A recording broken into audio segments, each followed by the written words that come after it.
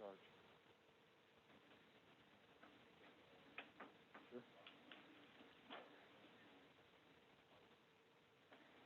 Okay.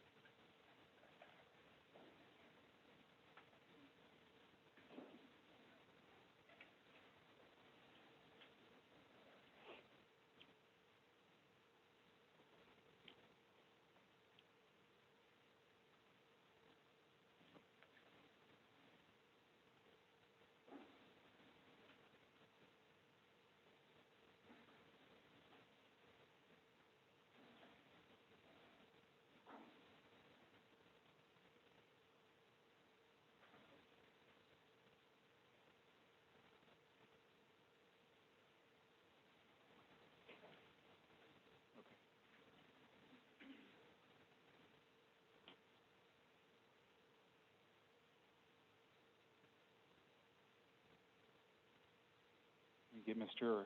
Cahill out, please.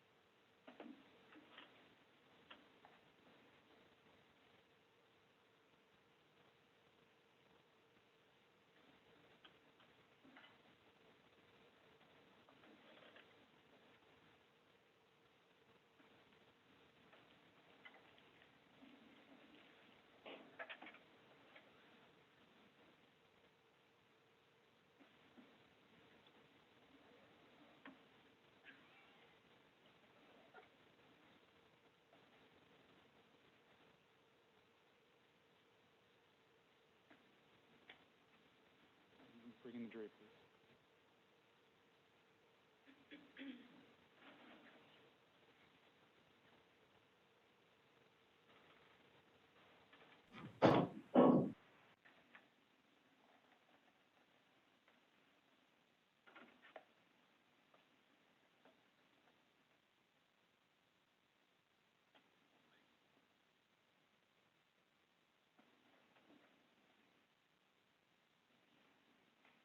Is there any objection to the court not rereading repetitive portions of the remaining 6 charges after I read the first charge?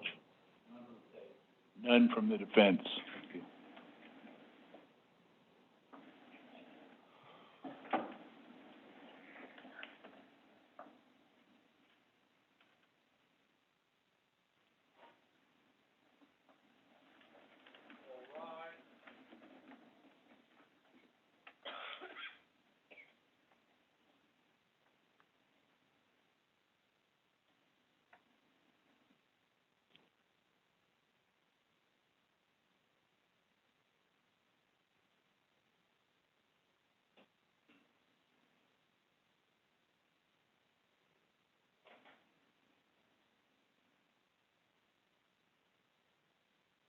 Please be seated.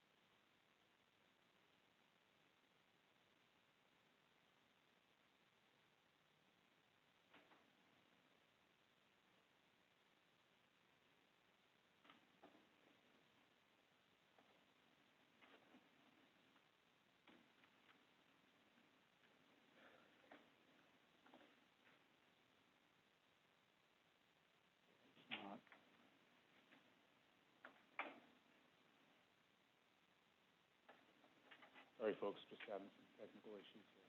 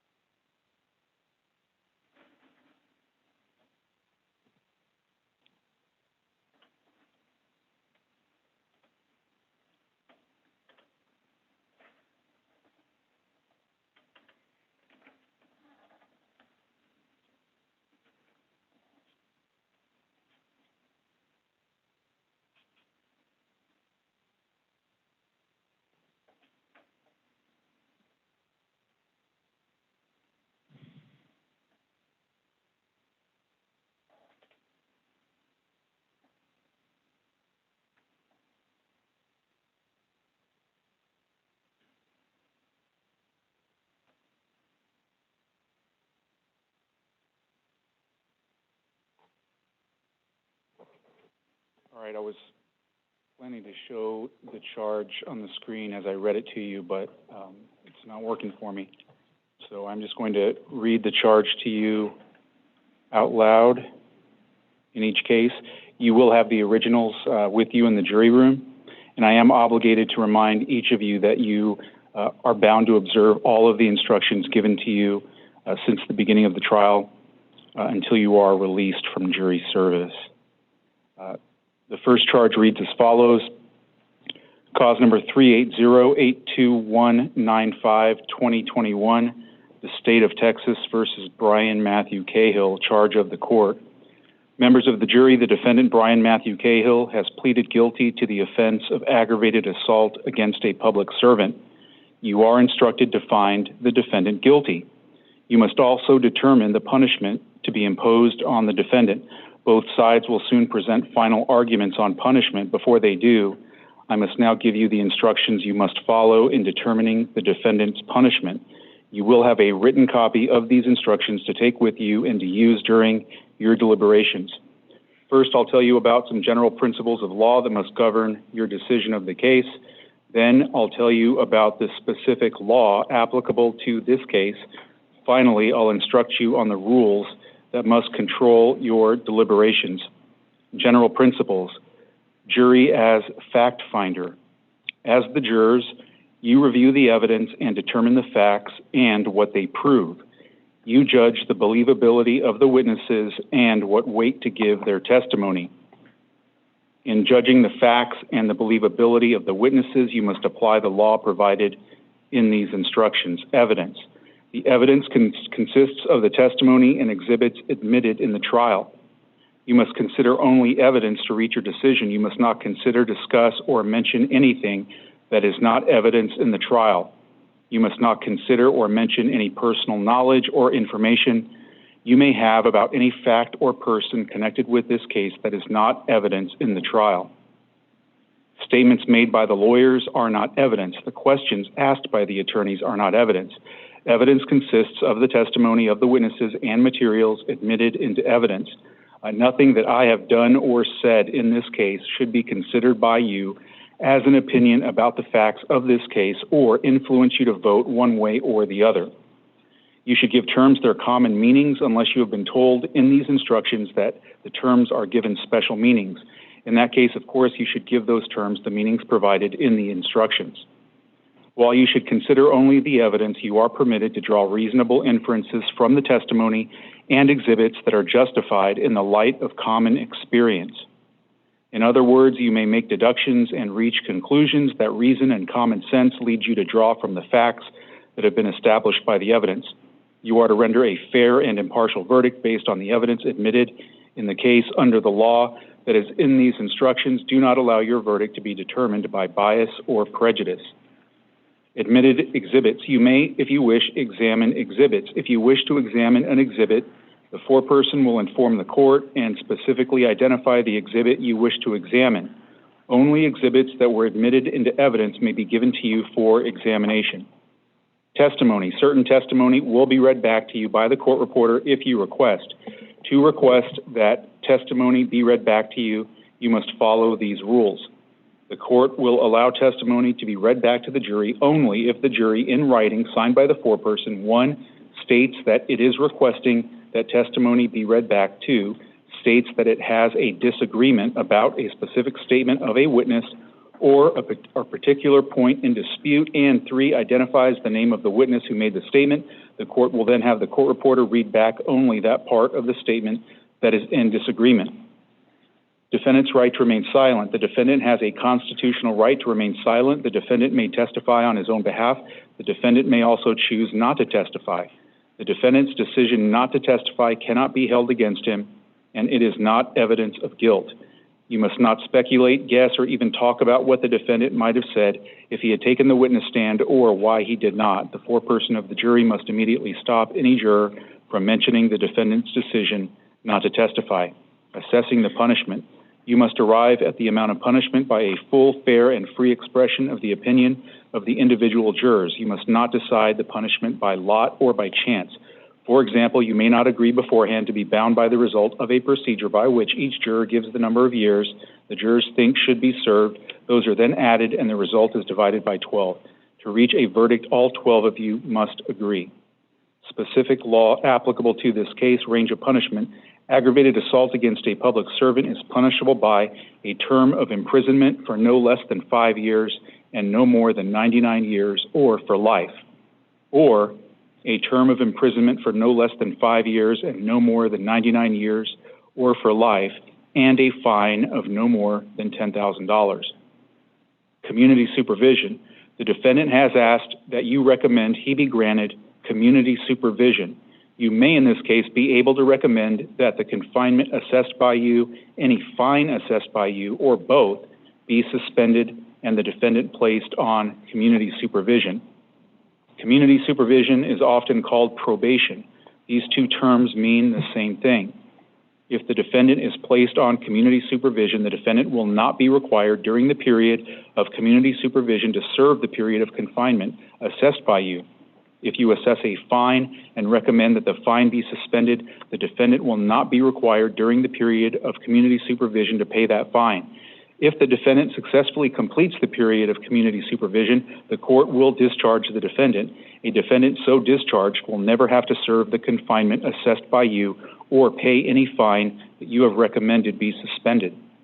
During the period of community supervision, conditions will be imposed on the defendant, and the defendant will be placed under a variety of programs. If the defendant is believed to have violated the conditions of community supervision, the defendant will be brought before the court. The court, after a hearing without a jury, will either continue or revoke the community supervision. If the court revokes the community supervision, the court will dispose of the case as if there had been no community supervision. It will sentence the defendant to a term of confinement not exceeding the term assessed by this jury. It may also require the defendant to pay any fine assessed by this jury that the jury recommended be suspended. The duration of the period of community supervision will be determined by the court. It may not be for a period of longer than 10 years. If you recommend that the defendant be placed on community supervision, the court must grant the defendant community supervision. If the defendant is granted community supervision, the court must impose certain conditions on the defendant. The mandatory conditions include the following. 1, the defendant will be required to demonstrate to the judge whether he has an educational skill level that is equal to or greater than the average educational skill level of students who have completed the 6th grade in public schools in this state.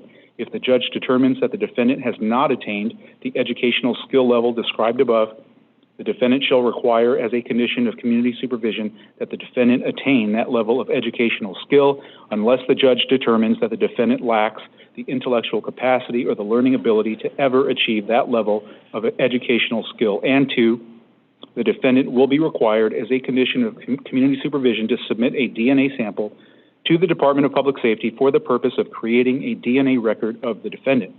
The judge will determine other conditions of community supervision after considering the results of a risk and needs assessment conducted with respect to the defendant. The assessment must be conducted using an instrument that is validated for the purpose of assessing the risks and needs of a defendant placed on community supervision. The judge may impose any reasonable condition that is not duplicative of another condition that is designed to protect or restore the community, protect or restore the victim, or punish, rehabilitate, or reform the defendant. In determining the conditions, the judge shall consider the extent to which the conditions impact the defendant's 1, work, education, and community service schedule or obligations, and 2, ability to meet financial obligations.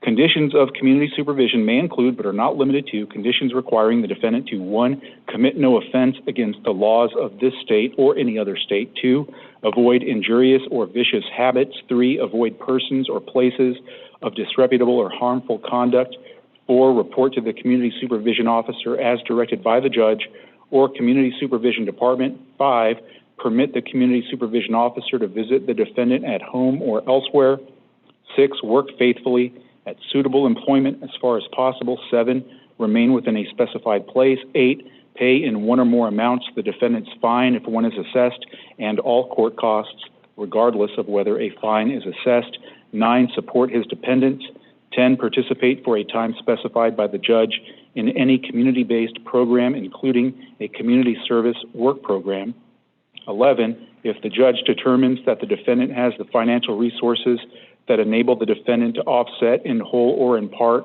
the costs of any legal services provided to the defendant, reimburse the county in which the prosecution was instituted for the costs of the legal services in an amount the judge finds the defendant is able to pay, except that the defendant may not be ordered to pay an amount that exceeds the actual costs, including any expenses and costs paid by the county for the legal services provided by an appointed attorney.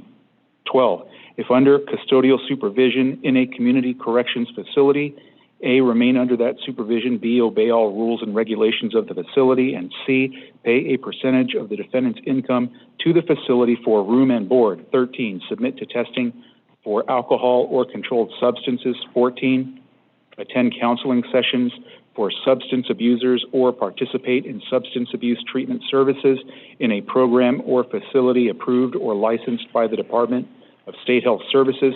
15, submit to outpatient or inpatient mental health or intellectual disability treatment. 16, with the consent of the victim involving an offense against property, participate in victim-defendant mediation. 17, submit to electronic monitoring. 18, reimburse the compensation to victims of crime fund for any amounts paid from that fund to or on behalf of a victim of the offense, or if no reimbursement is required, make one payment to the compensation to victims of crime fund not in an amount not to exceed $100. 19, reimburse a law enforcement agency for the analysis, storage, or disposal of raw materials, controlled substances, chemical precursors, drug paraphernalia, or other materials seized in connection with the offense. 20, reimburse all or part of the reasonable and necessary costs incurred by the victim for psychological counseling made necessary by the offense, or for counseling and education related to acquired immune deficiency syndrome or human immunodeficiency virus made necessary by the offense. 21, establish a child safety zone applicable to the defendant. 22, pay a fine in an amount not to exceed $50 to a certified Crime Stoppers organization. And 23, in any manner required by the judge, provide in the county in which the offense was committed public notice of the offense for which the defendant was placed on community supervision. The court may also require that the defendant submit to a period of confinement in the county jail not to exceed 180 days. During the period of community supervision, the court may at any time alter or modify the conditions imposed on the defendant. You may recommend that the defendant be placed on community supervision only if both of two requirements are met. 1, the punishment you have assessed is not more than 10 years confinement, and 2, you find the defendant has never been convicted of a felony in this or any other state. If you decide to recommend that the defendant be placed on community supervision, you should indicate whether you recommend suspension of the term of confinement, any fine, or both. If you decide not to recommend that the court suspend the sentence and place the defendant on community supervision, you should use the verdict form that does not recommend community supervision. Parole. The length of time for which a defendant is imprisoned may be reduced by the award of parole. Under the law applicable in this case, if the defendant is sentenced to a term of imprisonment, the defendant will not become eligible for parole until the actual time served equals 1/2 of the sentence imposed, or 30 years, whichever is less. Eligibility for parole does not guarantee that parole will be granted. It cannot accurately be predicted how the parole law might be applied to this defendant if sentenced to a term of imprisonment, because the application of that law will depend on decisions made by parole authorities. You may consider the existence of the parole law. You are not to consider the manner in which the parole law may be applied to this particular defendant. Application of law to facts. You must determine and state in your verdict, 1, the term in prison to be imposed on the defendant for no less than 5 years and no more than 99 years or for life. Or 2, the term of imprisonment to be imposed on the defendant for no less than 5 years and no more than 99 years or for life, and a fine of no more than $10,000. Rules that control deliberations. You must follow these rules while you're deliberating and until you reach a verdict. After the closing arguments by the attorneys, you will go into the jury room. The foreperson should conduct the deliberations in an orderly way. Each juror has one vote, including the foreperson. The foreperson must supervise the voting, vote with other members on the verdict, and sign the verdict sheet. While deliberating and until excused by the court, all jurors must follow these rules. 1, you must not discuss the trial with any court officer or the attorneys or anyone not on the jury. 2, you must not discuss the case unless all of you are present in the jury room. If anyone leaves the room, you must stop your discussions about the case until all of you are present again. You must communicate with the judge only in writing, signed by the foreperson, and given to the judge through the officer assigned to you. 4, you must not conduct any independent investigations, research, or experiments. 5, you must inform the judge if anyone attempts to contact you about the case before you reach your verdict. After you have arrived at your verdict, you are to use one of the forms attached to the instructions. You should have your foreperson sign his or her name to the particular form that conforms to your verdict. After the closing arguments by the attorneys, you will begin your deliberations to decide the verdict. The last 2 pages of the charge contain the 2 verdict forms. The first verdict form reads as follows. No community supervision recommended. We, the jury, find the defendant, Bryan Matthew Cahill, guilty of aggravated assault against Travaris Webb, a public servant, as charged in the indictment. We assess the defendant's punishment at, and then there are 4 options and a blank before each option to indicate for the foreperson to check to correspond to your decision. The first option reads imprisonment in the Texas Department of Criminal Justice for a term of blank years and no fine. And there is a blank to put a number. Second option is imprisonment in the Texas Department of Criminal Justice for a term of blank years and a fine of blank. Third option is imprisonment in the Texas Department of Criminal Justice for life and no fine. And the fourth option is imprisonment in the Texas Department of Criminal Justice for life and a fine of blank. And then there is a place for the foreperson to both sign and print his or her name. The second verdict form reads as follows. Community supervision recommended. We, the jury, find the defendant, Bryan Matthew Cahill, guilty of aggravated assault against Travaris Webb, a public servant, as charged in the indictment. We assess the defendant's punishment at imprisonment in the Texas Department of Criminal Justice for a term of blank years and no fine, or imprisonment in the Texas Department of Criminal Justice for a term of blank years and a fine of blank. Further, having assessed punishment at no more than 10 years confinement, we further find that the defendant has never been convicted of a felony and recommend he be placed on community supervision. And then it states we recommend suspension of the term of confinement only, any fine assessed only, or the term of imprisonment and any fine assessed. And if that is the jury's unanimous verdict, there is a place for the foreperson to both sign and print his or her name. In cause 82196-2021, the defendant has pleaded guilty to the offense of evading arrest with a motor vehicle. You are instructed to find the defendant guilty. You must also determine the punishment to be imposed on the defendant.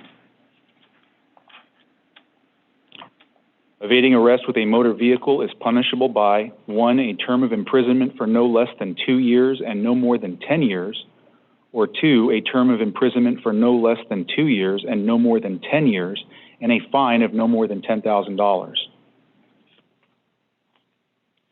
The general principles of law, as well as the portion about community supervision, is identical, so I will not reread that.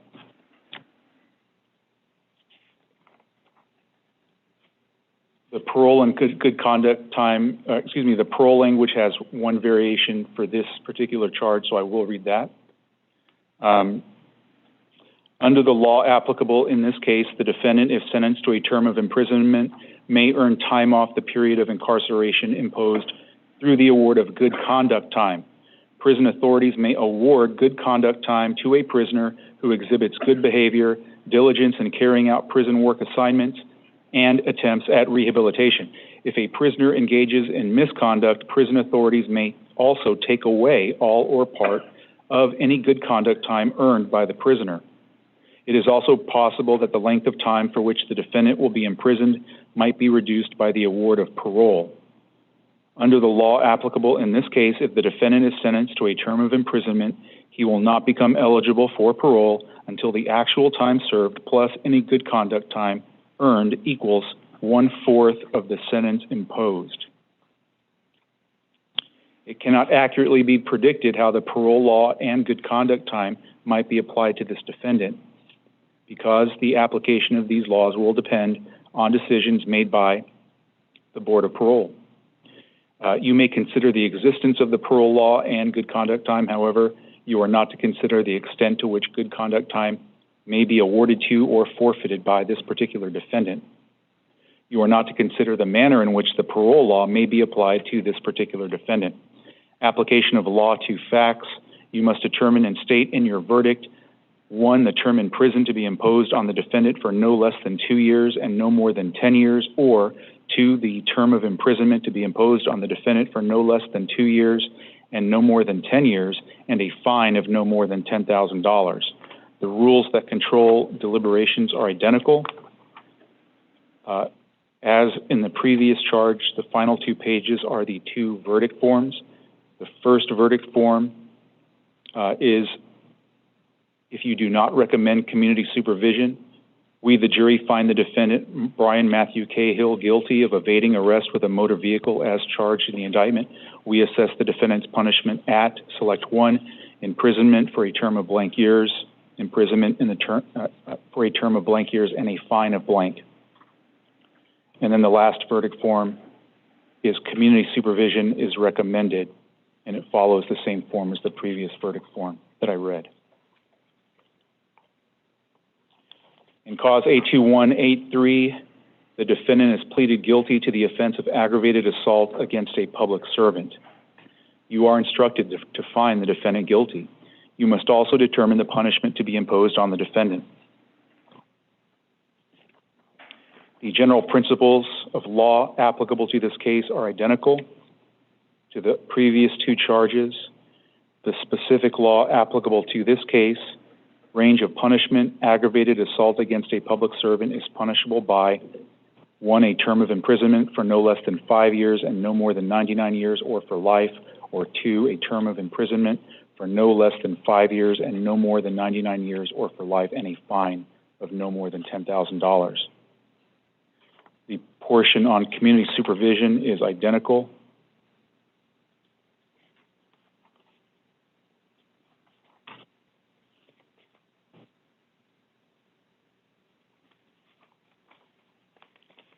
Also, the language on parole is identical to the first charge.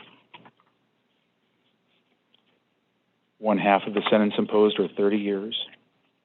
Application of law to facts: you must determine and state in your verdict, 1, the term in prison to be imposed on the defendant for no less than 5 years and no more than 99 years or for life, or 2, the term of imprisonment to be imposed on the defendant for no less than 5 years and no more than 99 years or for life, and a fine of no more than $10,000.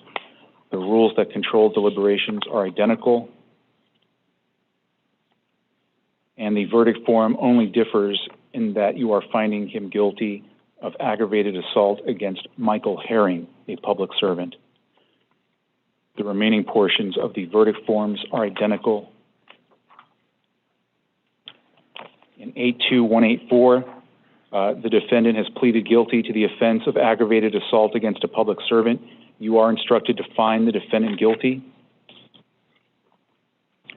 The rest of the charge is identical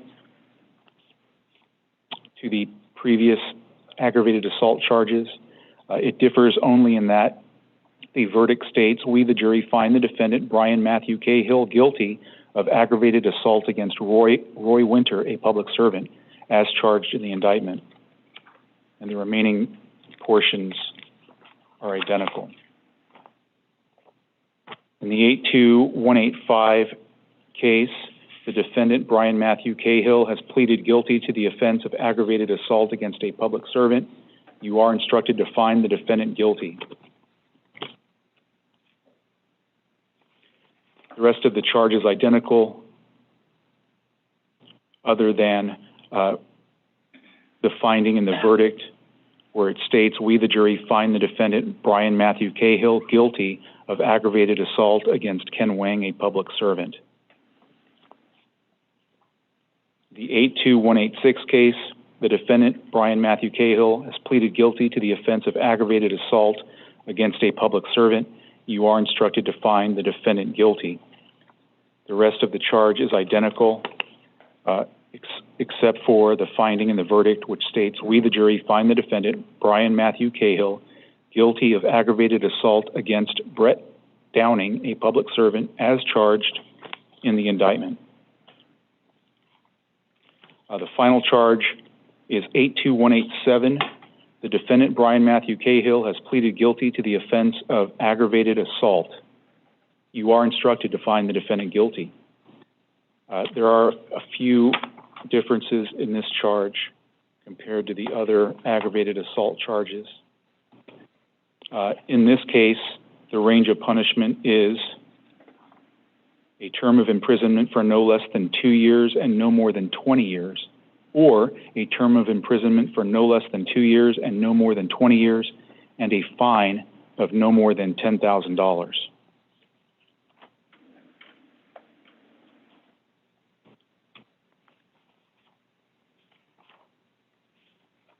Under the parole language,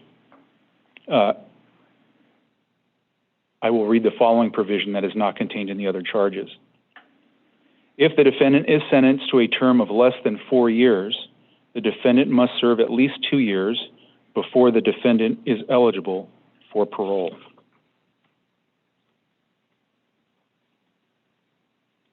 Application of law to facts, you must determine and state in your verdict, 1, the term in prison to be imposed on the defendant for no less than 2 years and no more than 20 years, or 2, the term of imprisonment to be imposed on the defendant for no less than 2 years and no more than 20 years, and a fine of no more than $10,000.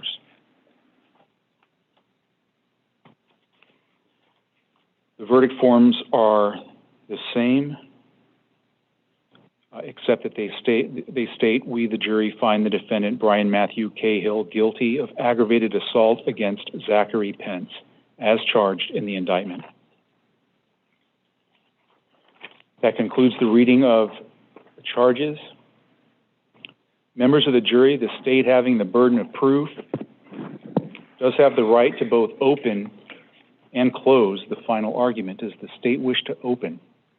Yes, Your Honor. May it please the court. Counsel for defense.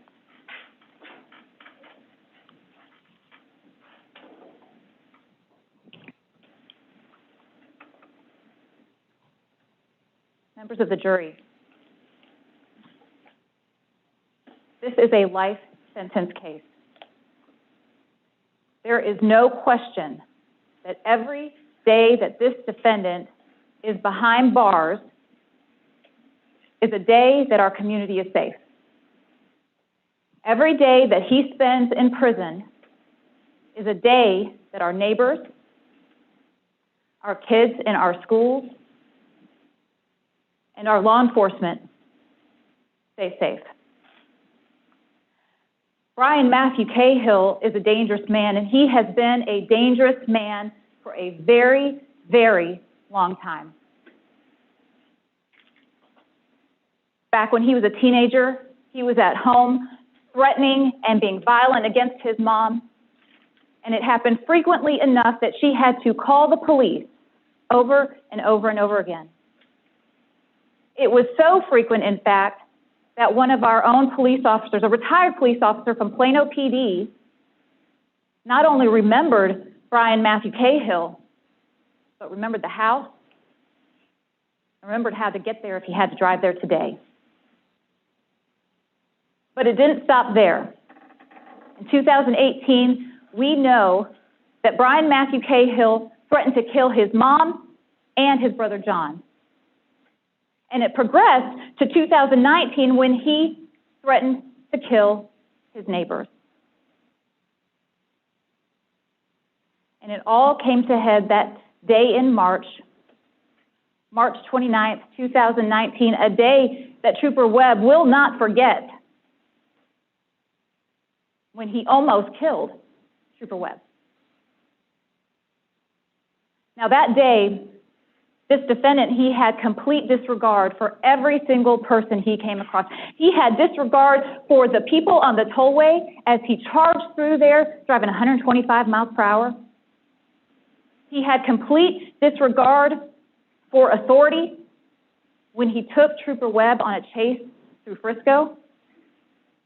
And he had complete disregard for the lives that he put at risk when he opened fired in the middle of that apartment complex when he tried to kill Trooper Webb. Now that day, I don't want you to make any mistake. He was not aiming to injure, he was shooting to kill. He got out of his vehicle before Trooper Webb could even put his car in park and fired a shot right at the windshield of our trooper. Had Trooper Webb not gotten out of the way in time, he would have been hit. He didn't have just one weapon with him. He had 3 with him at that moment. There was a 4th one in the apartment. And it would have continued. It would have kept going had Zach Pence not answered the call to action, opened his window, and fired 2 shots to give Trooper Webb a respite. But it didn't stop there. When Bryan Matthew Cahill went into his apartment, through that night while we slept, he fired shots through the window and his door. And 4 other officers almost were in the same position as Trooper Webb. Make no mistake, that day, he had complete disregard for anything in his path. And what is scarier than somebody who has a plan, who is aiming at somebody who he is mad at, is a person who doesn't care. Is somebody who doesn't care who's in their path, who they hit. Now, we've heard a lot about why Bryan Matthew Cahill did it that day. Does he have mental illness? Was it traumatic brain injury? Was it the abuse of alcohol and drugs? And the answer is yes, and probably so. But there comes a point where the why doesn't matter. Why he did it isn't what we're trying to answer here today. What we're trying to answer is, what do we do about it? We know that this defendant has had every treatment available to him. He had a mom who would have done anything to fix her son. From wilderness camp to living on the farm, acupuncture to the best medicines available to treat his mental health. If it exists, she found it, he had it. But it didn't work. Even in our jail, he's been given his medication, and it hasn't changed a thing. You've seen how he's treated his mom. You've seen how he was aggressive towards her. The question isn't why, it's what do we do? And I'll tell you, in the future, down the road, if this defendant gets out of prison and you're in a grocery store with him, you walk in, you see him, you'll recognize him. I can guarantee you that you are going to turn around and you're going to walk out of that grocery store because you know that he is a threat. You will know that he is a dangerous man. What I want you to think about is what about all those folks that you leave behind who don't know? What about all of those people who have no idea what he is capable of? We, as a community, we have a charge to stand up to folks who put us at risk.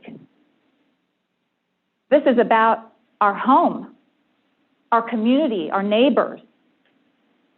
This is our chance to make sure that somebody who is a very serious danger doesn't get a chance to do it again.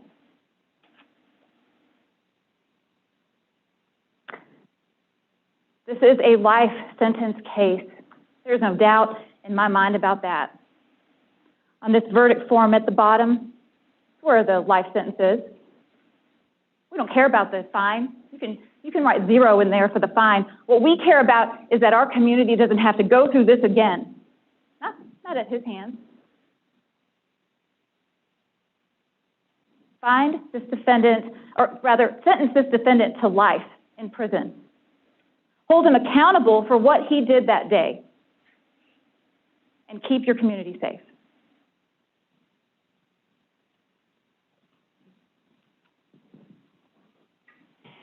Mr. Haynes, the floor is yours.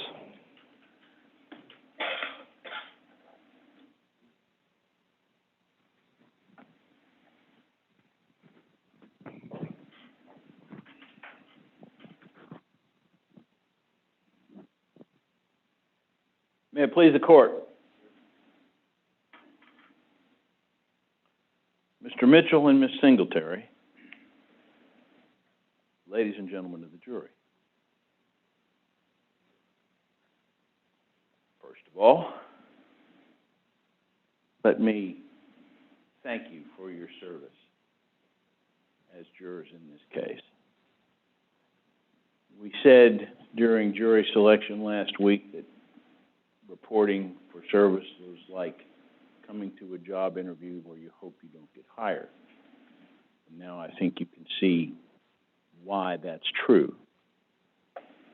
You're about to embark on a job that I think you'll find to be one of the most difficult ones you've ever done in your lives. I think it's even harder than rendering a verdict of guilty or not guilty, because today, in your hands, you hold the life of a fellow citizen. I've been at this 44 years. Today, in fact, is the 44th anniversary of my swearing in as a lawyer. So I know from the many jurors I've spoken to in the past that each of you takes this responsibility very seriously. Trial by jury is about the last thing in our tottering state that still works. Our elections are a mess. Our deliberations of our deliberative bodies in Washington and Austin are a mess. But in trial by jury, we find the last best hope of our democracy. The reason for that is that the people that make the decisions, you, are normal, ordinary citizens. You're not here with an axe to grind or a side to support. You're here to render a reasoned moral response to a horrible series of crimes. And they are horrible. We can't get away from that. This situation could have been easily ended with an arrest for a misdemeanor. It turned into a bunch of shooting. That's all at the feet of Bryan Cahill. It's too late now to go back to the 29th of March, 2019 and behave more reasonably.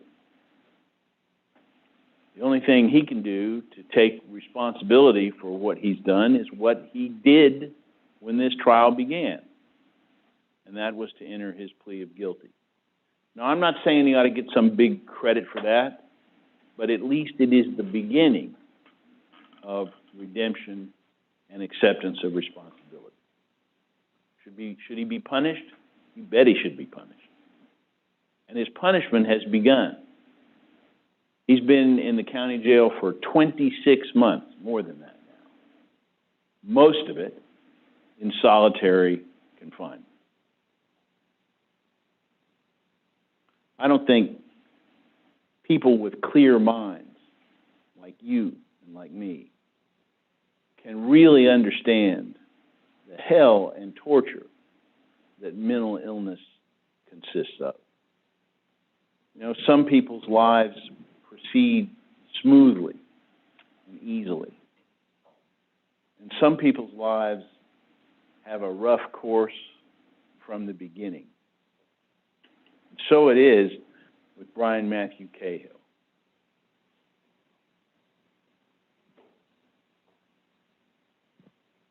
There's more to him than March 29th, 2019.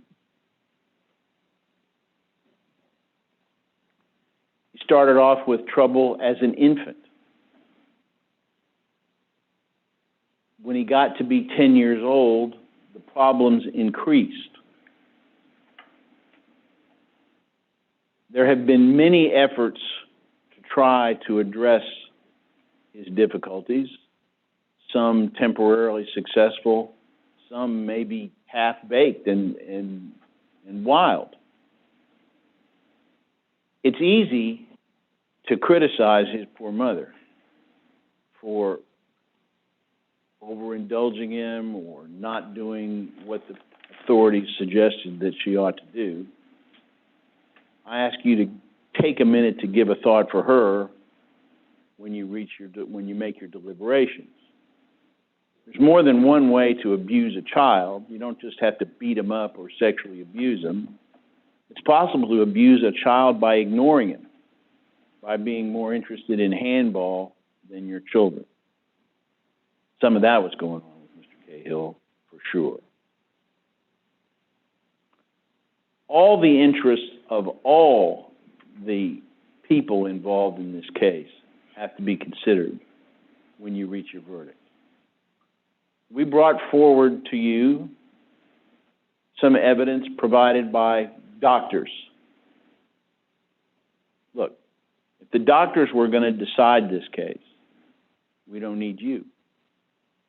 Fortunately, it's not the doctors who decide this case. It's the members of the community. But it's significant that every doctor who looked at this man concluded that he has delusions, that he's paranoid, that he's not able to conduct himself in a reasonable manner. If you and I had been out there stopped by that police officer, we would have acted differently. It's really not the question. He wasn't able to do what society demands because of his infirmities.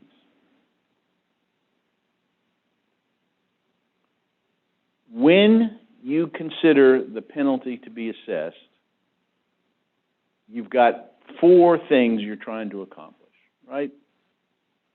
You're trying to punish an offender for the crime that he has committed. You're trying to make an example of that offender to deter him and others from acting similarly. You're trying to think about what might happen in the future. How can we make the person better able to live among the rest of us? And finally, and this is the one the prosecutor wants you to go to directly and immediately without thinking about anything else, disability. The first thing Ms. Singletary said when she stood up to talk to you is, this is a life in prison case. This man has no previous convictions. He's eligible for probation. I don't know whether you think it's appropriate for probation or not. If you do, you could recommend it. But if you don't, or whatever you do, consider the full range of punishment, and in the end, the merits of our society are judged in part by how we treat the least among us. He's a broken soul from the start. It's very easy to demonize him and yell at him and show pictures of shootings and wave guns around the courtroom or whatever my learned friend is about to do. This is not a life in prison case. And I ask you to consider the interests of all concerned when you reach your reasoned moral response. Now, I'm about to sit down. Once I do, I'm at the end of my words. There might be a lot of stuff I'd like to say when Mr. Mitchell is through, but the law doesn't permit that. This is my one opportunity. So I'll just ask you this. Look into your heart, and your mind, and your soul, and reach a just verdict in this case, according to the law and the evidence. Thank you.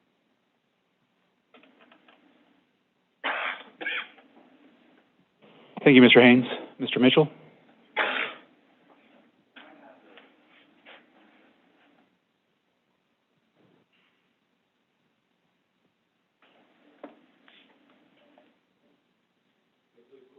Sir? Web family.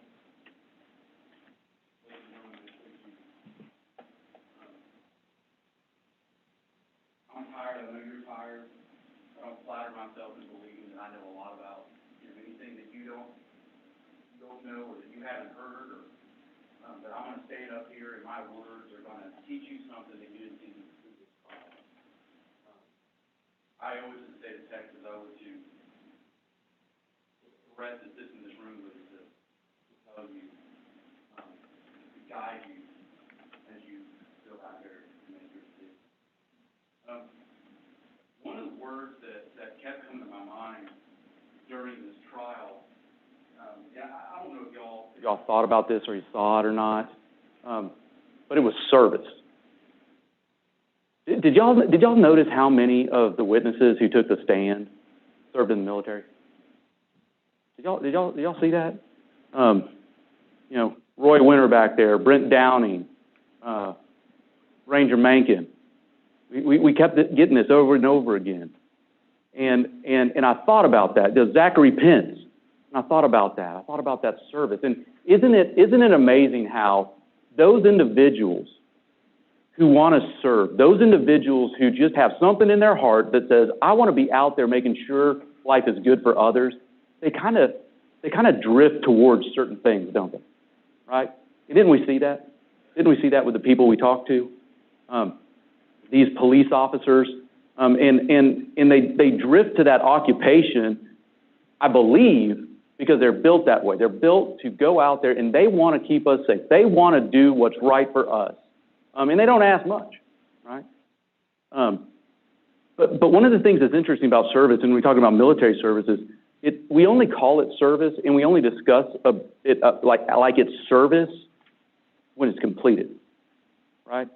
It's service because they saw the job through. If Zachary Pence had gotten over to Afghanistan and said, you know what, this isn't a good scene, I'm out, we wouldn't stop him on the street and say, thank you for your service, right? If those police officers, when they're out there, if they say, hey, you know what, these streets are dangerous, there's people running around with guns, I'm out, we wouldn't thank them for their service, right? I thought about service quite a bit listening to Trooper Webb talk to you. 15 years as a trooper, and I thought about his service that day, right? It would have been easy for him to have said, I've got a guy in a car with a rifle bag. I've got a wife. I've got a baby on the way. I'm out. But he didn't. When that guy jumped in that car, getting closer and closer to what Trooper Webb knew at that moment was a serious threat to his life, he could have stopped, right? He didn't have to draw his service weapon and plead with the guy to stop. He didn't have to follow him and get into a pursuit. He could have stopped. He could have said, you know what? This is dangerous, and I'm not going to do it. And we wouldn't have called that service. When he was pulling into that apartment complex, and he realized, I am about to get into a violent confrontation with someone who is armed that can take my life. We see it on TV. We read it in the papers. He could have stopped, but he didn't, and we call it service. And one of the reasons we call it service is because you have to give something up. And what do we know now? Trooper Webb will never be able to use his leg the way he did at that time. After 15 years of service, Trooper Webb, after multiple diagnoses, will never be able to run again. And I don't know how it hit you, but I hope you understand what that means to that man. That man wanted to go back to the job the next day because his heart's built that way for service. You can't be a cop if you can't run, because those of us who rest in the safety of the arms of the police expect you to chase the bad guy. I also think about service when I think about the people in Frisco, Texas, who owe Trooper Webb a lot more than they'll ever know. And I don't know if y'all thought about this or not, but what was Bryan Cahill preparing for? Have you thought about it? I mean, we see this on the news all the time. We read about it in the papers. The strange neighbor all of a sudden takes people out. What was Bryan Cahill preparing for? Gathering evidence or gathering guns over those years. You saw the ATF traces, right? He didn't order these guns that day. He wasn't coming back from academy with his new guns. What was he arming up for? He didn't have, I mean, some of y'all probably have shotguns. Nothing wrong with having shotguns. Why did he have a shotgun in his car loaded with slugs? Was he hunting large game in Frisco, Texas out of the back of a Firebird? What was he planning for? I'll give you two options. One of them is that he was out there on the roads looking to get into a violent confrontation with police officers. That should scare the ever-living heck out of you. Is that what he was arming up for? Maybe. I mean, he certainly showed us he could do it that day. I'll give you another alternative. Bryan Cahill, 2 months earlier, talking about killing neighbors. Man, if you wanted to take out a lot of people, how about having 100 extra rounds besides what's in your clips? When we talk about service, and I don't know if it's something we've recognized in this courtroom yet or not, but I guarantee you a community owes a thanks to Trooper Webb because he did a service that I believe saved lives, because he was willing to step in the way. We talk about service. We talk about Zachary Pence, right? You remember his words? Sometimes good people need to stand up. And finally, I think about y'all. And I think about your jury service. We call it service. And just like all those other examples of service, it's not over till it's over. Those men and women in law enforcement can get the bad guy. They can take the bad guy off the street. We can bring the bad guy into court. We can show you things to show you that this individual, regardless of the cause, is a serious threat to the safety of every human being around them. If you don't do your service, we are not safe. You have to stand up. And I know that's hard. And I know the way my grandpa used to say it to me, the hard thing is usually the right thing. You have to stand up. You have to perform your service. There's another word that I kept thinking about during this trial, and it's community. Because, I mean, every time we looked at those maps and you saw those apartments and you saw cars and you saw houses, I don't know, everybody came from a different part of Collin County, but you're part of a community, right? I mean, think about how you got to the courthouse today, right? Some of you drove in a car and you got on, I don't know, the big highways, 121, 75, the toll road, right? And you passed members of our community. And not a single one of them knows who Bryan Cahill is.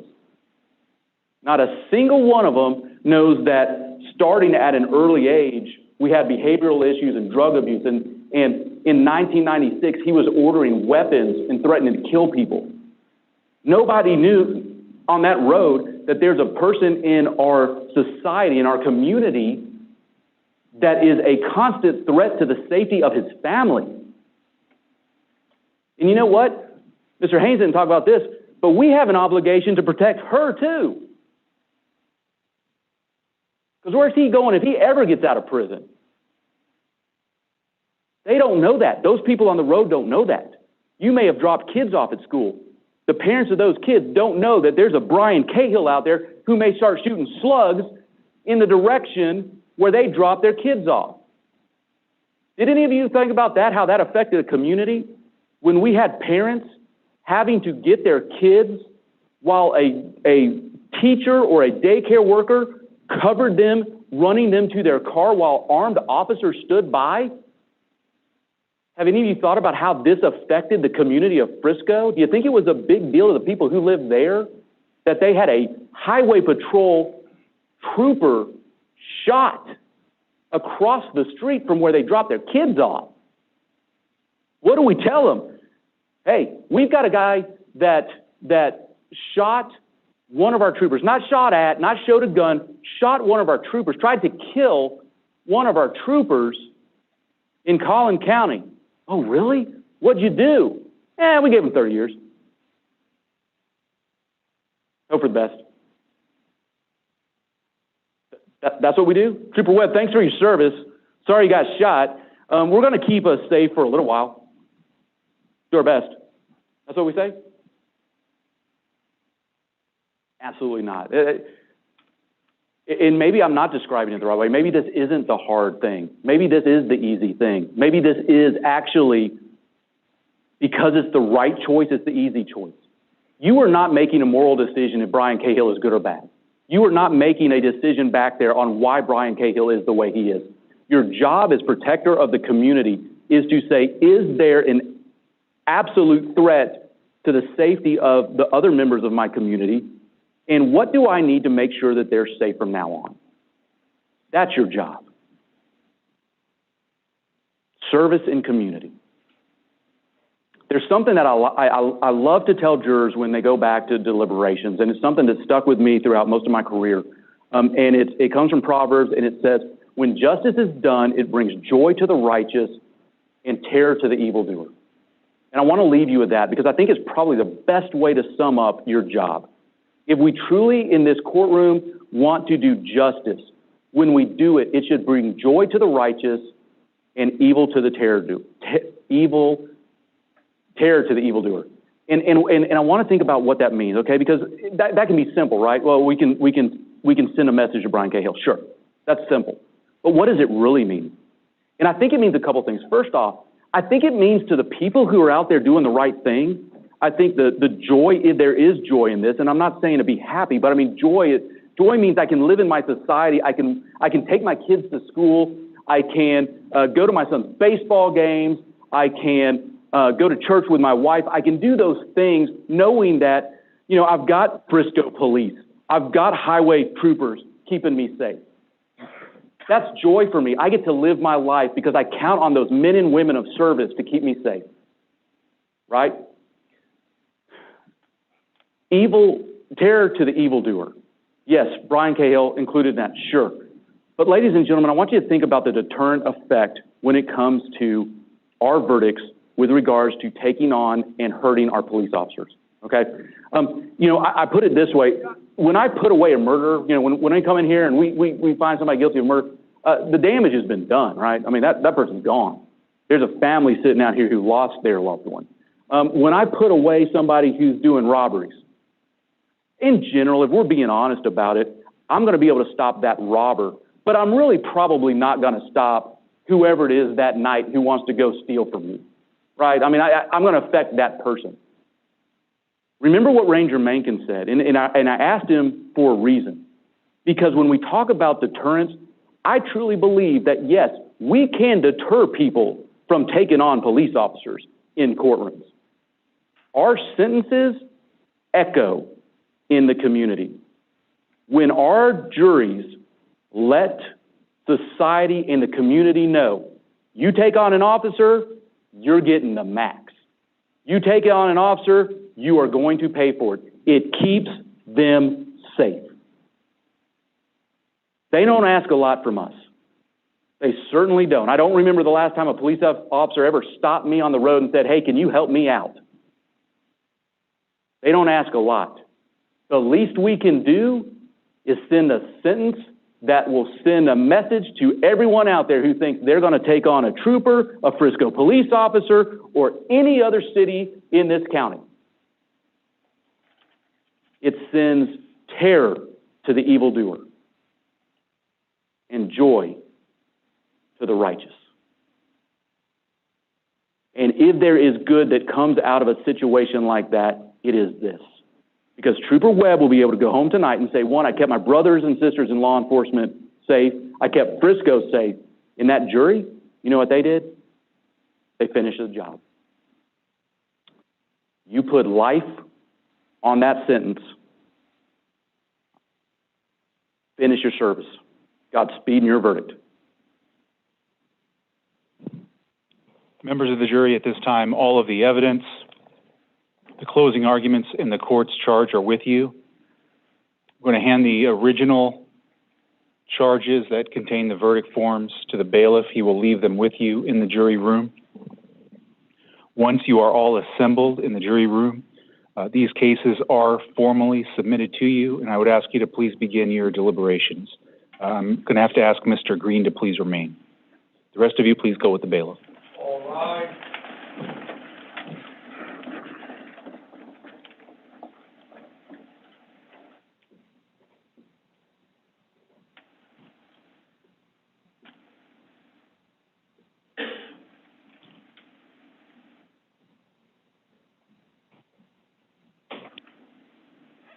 Please be seated. Mr. Green, you are the alternate juror. What that means is that I can't allow you to join the other jurors as they deliberate. I would imagine some frustration on your part. You've given the same service as the others, been just as attentive and likely at some personal cost or obligations that you have. But you are still an integral part of the proceeding. If any one of the other jurors should become disabled or unable to continue, you would be seated to fill that juror's spot. If that happens, all of the deliberations would have to start completely over from the beginning. Because of that, I need you to please remain. We're going to keep you separated in a different room. But if the jury should go on a break, you'll certainly be allowed to go on a break. If they leave for the evening, we'll let you know everything that's going along the process. So thank you very much. I do have to ask you to please don't self-deliberate. Please don't think about what your verdict would be or what your decision would be. Just try to keep an open mind, and if you join the jury, you can start at the beginning with all of them. Thank you very much, sir, for your service. All right.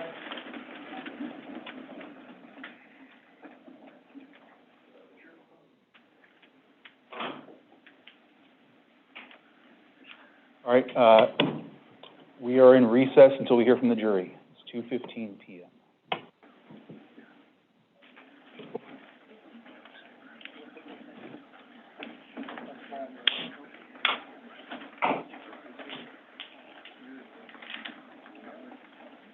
There it is. There's my script.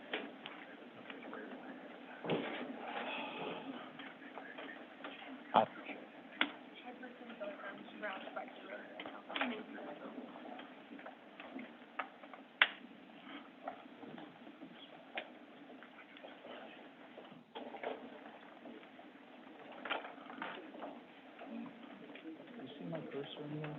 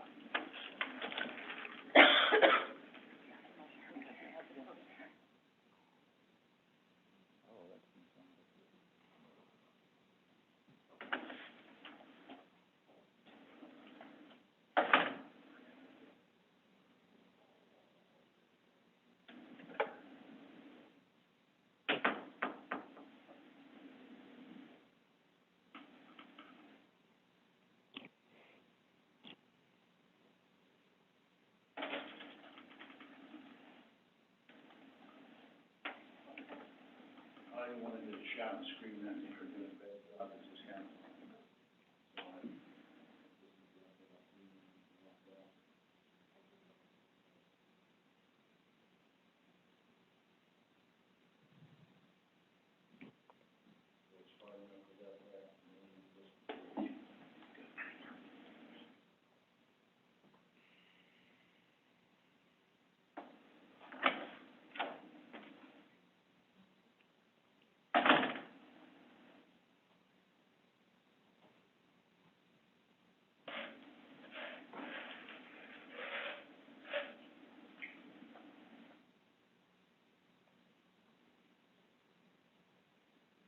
Welcome, Ron.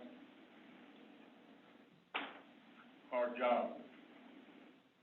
You know better than me. You've been doing this 44 years.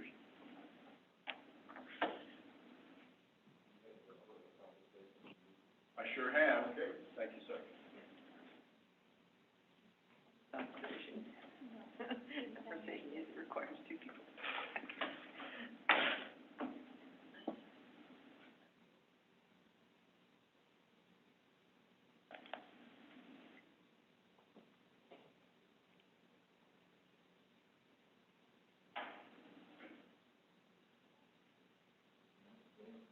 They've got the burden of proof, and it's like playing a chess game where our side has one cause